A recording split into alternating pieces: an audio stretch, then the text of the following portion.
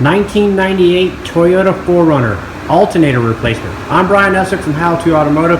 I'm going to walk you through that process. We're going to get started by disconnecting the negative battery cable. So this model is a 2.7 liter 4-cylinder engine, and the alternator is right here on the driver's side here. So what we're going to do to get the alternator out is first remove the belt.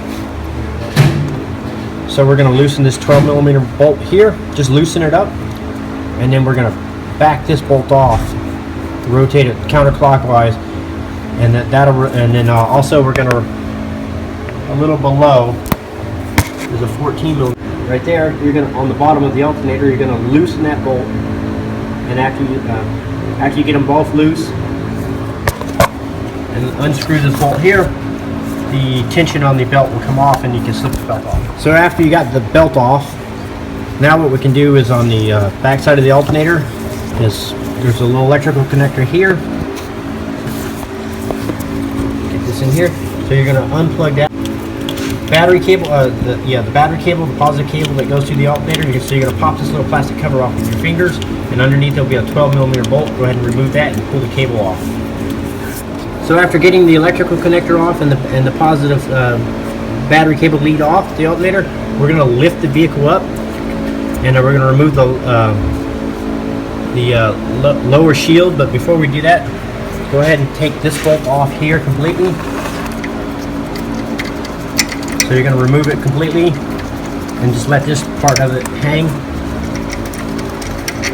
And the reason why we're going to lift it up and take the lower shield off is the alternator is going to go out the bottom. So now that we got the vehicle up in the air, we're going to remove the front lower shield here. If you're doing this at home, you can you don't have to lift it up in the air. You can take your shield off without lifting the vehicle up. You just have to lay on the ground when you do it. So there's going to be some bolts here,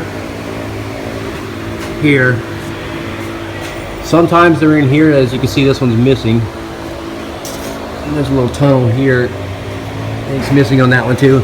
And there's going to be a couple in the front. There's supposed to be 3, but this one only has 2. So go ahead and remove those bolts and remove this lower shield. Go ahead and remove both shields. So now that you got the lower shields off, you're going to go ahead and remove the 14mm bolt on the bottom of the alternator. And there's going to be a nut on the back side. So you're going to have to back it up with a wrench here and remove the nut and bolt.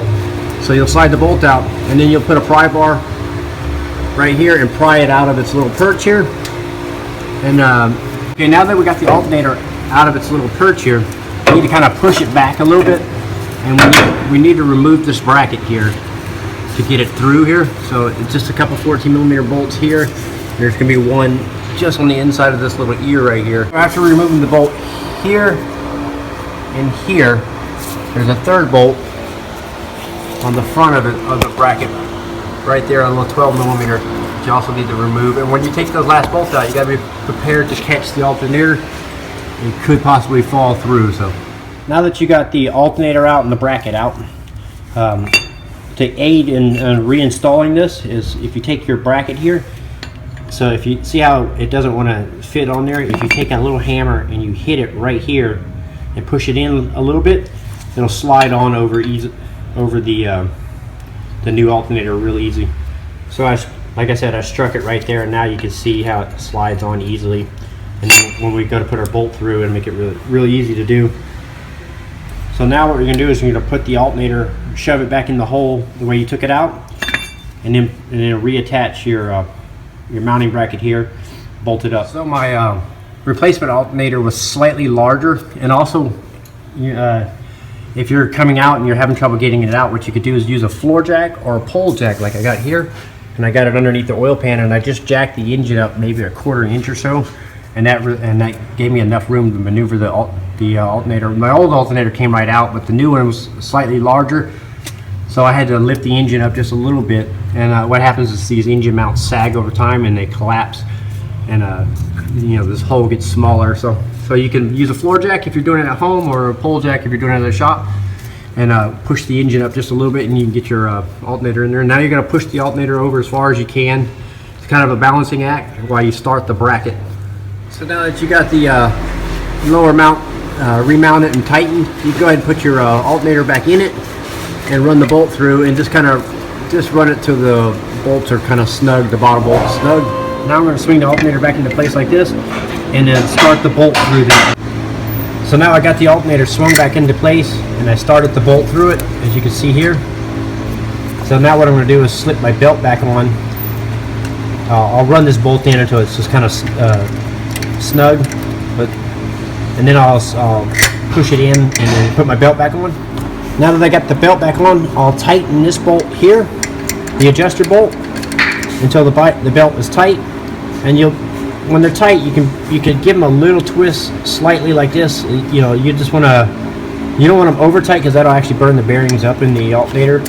So you just want them snug enough where the belt doesn't make any noise. And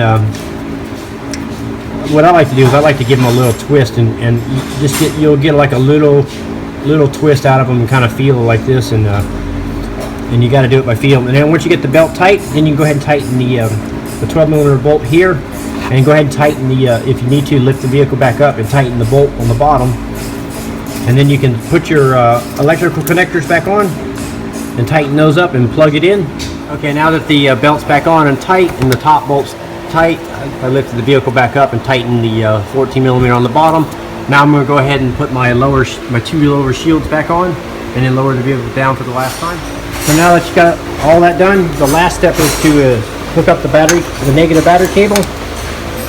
And then after you get that hooked up and tightened, you're going to start the car up and do a final check, put a voltmeter on there, and make sure that the alternator is putting out. And that's the completion of a alternator replacement on a 1998 Toyota 4Runner with the 2.7 liter two-wheel drive pickup. I'm Brian Eslick from How To Automotive. I'd like to thank you guys for watching my videos and encourage you to subscribe. Thank you again.